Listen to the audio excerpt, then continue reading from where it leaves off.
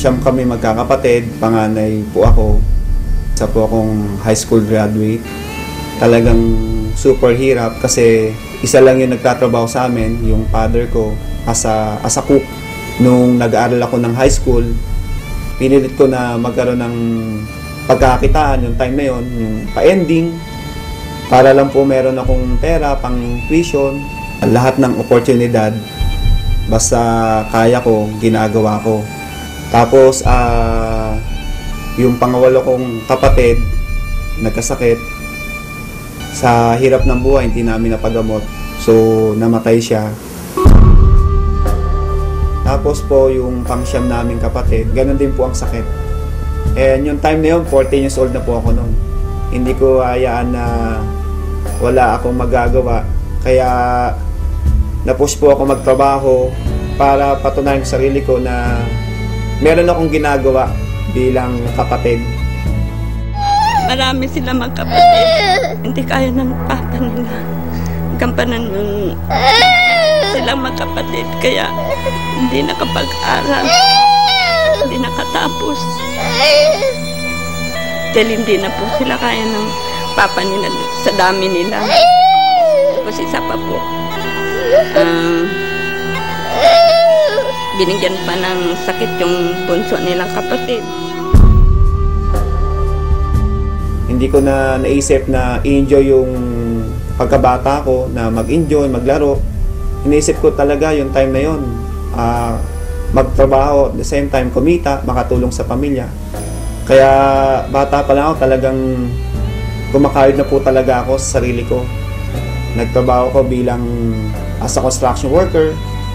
Yung tipong kahit sinabi nung aking foreman na kaya ko na ba magtrabaho, sabi ko kaya ko kahit di ko pa kaya, hindi ko pa na-experience na magbuhat. So talagang yung sipag nandun eh. Pero yung pagyaman, hindi ko talaga pwedeng makuha doon, ang lit ng income. Kaya nanalangin ako na sana merong opportunity na pwede pa akong kumita na mas malaki. At the same time, pwede kong makuha yung wala po ako.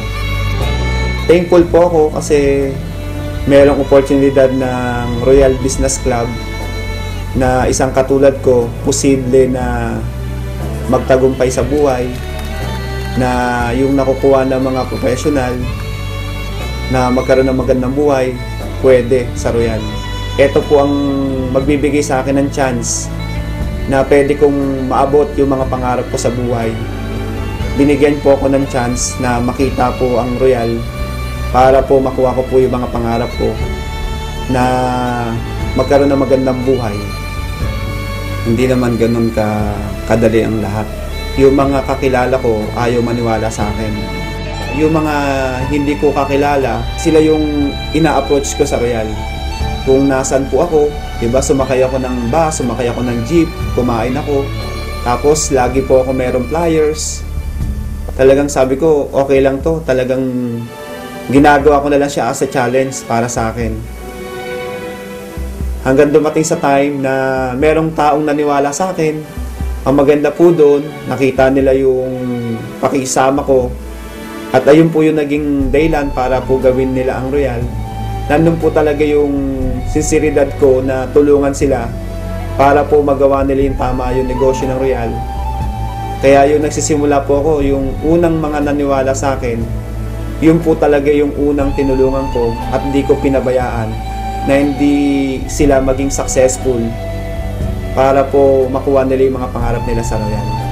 Kaya ngayon po, yung mga pangarap ko, isa-isa ko na pong natutupad. Ngayon dahil sa Royal, yung pangako ko sa magulang ko, natupad ko po na mabigyan po ng bahay. Yung pangako ko na sarili ko na magkaroon din po ako ng tirahan, na hindi po nakikitira lang po o nangungupahan. Nagkaroon po ako ng sarili kong bahay at lupa.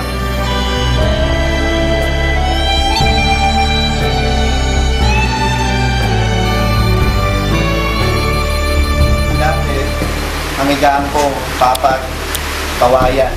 Pero ngayon, nakakutsyon na ako. Isang room. So, sa second floor, meron po tayong 3 room. Lahat ng nakita nyo po ngayon, lahat po yan. katas po ng Royal. Tapos po, nagkaroon po ako ng pangalawang sasakyan, brand new. Yan ko, yung kulay white Montero, pangalawang sasakyan ko na nabili sa Royal. Tapos po, after 5 years, hindi ko po ito pinangarap, pero sabi nga sa Royal hindi po bawal managinip. So masasabi ko, itong pangarap na nakuha ko, ito po yung panaginip na pangarap. Pero dahil sa Royal, yung panaginip na pangarap ko nagkatotoo. Nakabili po ako ng sports car 911 Turbo Porsche. Kaya sa Royal, hindi mo ina-expect ipagkakalob sa'yo, kahit di mo pangarap, matutupad. Hindi po ako mapaniwala na isang katulad ko, nagda-drive po ako ng sports car.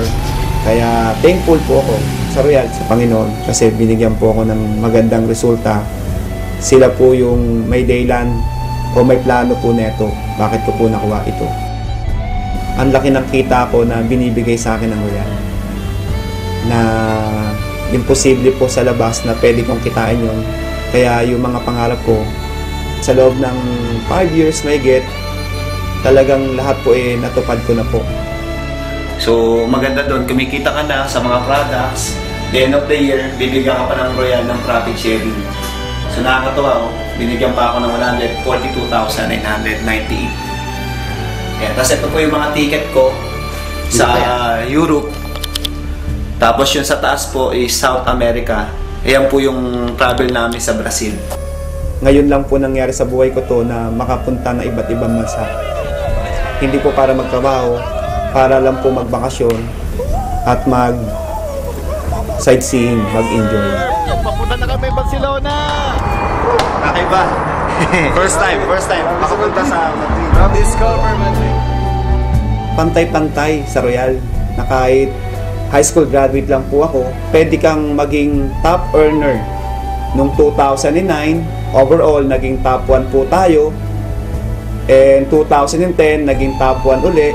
And 2011, naging top 1. Ako din po yung unang-unang na-recognize po na Chairman Circle.